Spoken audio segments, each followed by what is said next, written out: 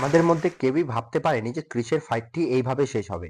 হ্যাঁ বন্ধুরা, গত 24শে জানুয়ারি আমাদের একাডেমির এক ফাইটার ক্রিস আহরি পার্টিসিপেট করেছিল ইসকা অর্থাৎ ইন্টারন্যাশনাল স্পোর্টস কিকবক্সিং অ্যাসোসিয়েশনের ইন্টারন্যাশনাল কিকবক্সিং টুর্নামেন্টে।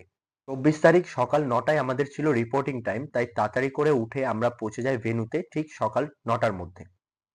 সেখানে পৌঁছে দেখি অলরেডি আমাদের রিং সেট আপ করা হয়ে গেছে, তাই আমি তাড়াতাড়ি করে ক্রিসকে রেডি করে নিলাম ফাইটের জন্য। সারাদিন অপেক্ষা করার পর বিকেল 4:30 নাগাদ নাম ডাকা হয় ক্রিস আহুরির। ফাইটের আগে ক্রিস এই ফাইটটি নিয়ে খুবই নার্ভাস ছিল, কিন্তু ফার্স্ট রাউন্ড স্টার্ট হতেই ক্রিস দুর্দান্ত একটি লেগ কিক এবং কিছু জ্যাব আর ক্রস দিয়ে ফাইটটি স্টার্ট করে। আর কিছুক্ষণের মধ্যেই ক্রিস তার অপোনেন্টকে রিং এর এক কর্নারে নিয়ে গিয়ে একের পর এক কিছু হুক পাঞ্চেস, বডি শটস আর রাউন্ড হাউস কিক ল্যান্ড করতে থাকে। ফার্স্ট রাউন্ডে ক্রিস পুরোটাতে ডমিনেট করলেও আমরা আশাহারা হয়ে পড়ি সেকেন্ড রাউন্ডে গিয়ে।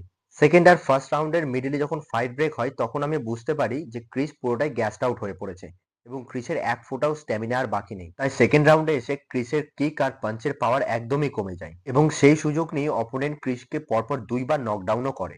নকডাউনে ক্রিস সার্ভাইভ করলেও অপোনেন্ট ক্রিসের ওপর একের পর এক ক্লিন পাঞ্চেস ল্যান্ড করতে থাকে আর সেকেন্ড রাউন্ডে অপোনেন্ট পুরোটা ক্রিসকে ডমিনেট করে। রাউন্ডটি আমাদের হাত থেকে বেরিয়ে যেতে দেখে সেকেন্ড রাউন্ডের ব্রেকে আমি ক্রিসকে কিছুটা মোটিভেট করার চেষ্টা করি। এরপরে থার্ড রাউন্ড শুরু হতেই ক্রিস কিন্তু ফাইটে আবার কামব্যাক করে এবং একের পর এক হেভি পাঞ্চেস আর পাওয়ারফুল কিকস অপোনেন্টের বডি আর ফেসে ল্যান্ড করতে থাকে। সেকেন্ড রাউন্ডে পরপর দুবার নকডাউন হয়েও থার্ড রাউন্ডে এই কামব্যাক দেখে আমি বুঝতে পারি যে ক্রিস কতটা ডেডিকেটেড কমব্যাট স্পোর্টের প্রতি এবং অবশেষে থার্ড রাউন্ডে অপোনেন্টকে টিকেও করে সে হয়ে যায় ইসকা ইন্টারন্যাশনাল কিকবক্সিং টুর্নামেন্টের -65 কেজি ক্যাটাগরির চ্যাম্পিয়ন। আর আমিও আজকে খুব প্রাউড যে ক্রিসের মতো কিছু ডেডিকেটেড ফাইটার্স আমার একাডেমিতে রয়েছে, যারা যে কোনো পরিস্থিতিতে ফাইট ব্যাক করতে পারে, সেটা রিং ফাইট হোক অথবা জীবনের কোনো বড় প্রবলেম। আর মার্শাল আর্টসের প্রধান উদ্দেশ্যই হলো যে কোনো পরিস্থিতিতে পিছিয়ে না এসে চোখে চোখ রেখে তার সাথে লড়াই করে যাওয়া।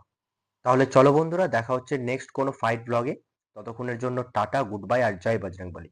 আর আমাদের এই ফাইট ব্লগটি ভালো লেগে থাকলে তোমরা অবশ্যই লাইক, শেয়ার আর কমেন্ট করো। আর যদি আমার চ্যানেলে নতুন হয়ে থাকো তাহলে অবশ্যই চ্যানেলটিকে সাবস্ক্রাইব করো। আর আমাদের পাশে থাকতে আমাদের ইনস্টাগ্রাম আর ফেসবুক পেজটিকেও তোমরা ফলো করতে পারো, তার লিঙ্ক ডেসক্রিপশনে দেওয়া রয়েছে।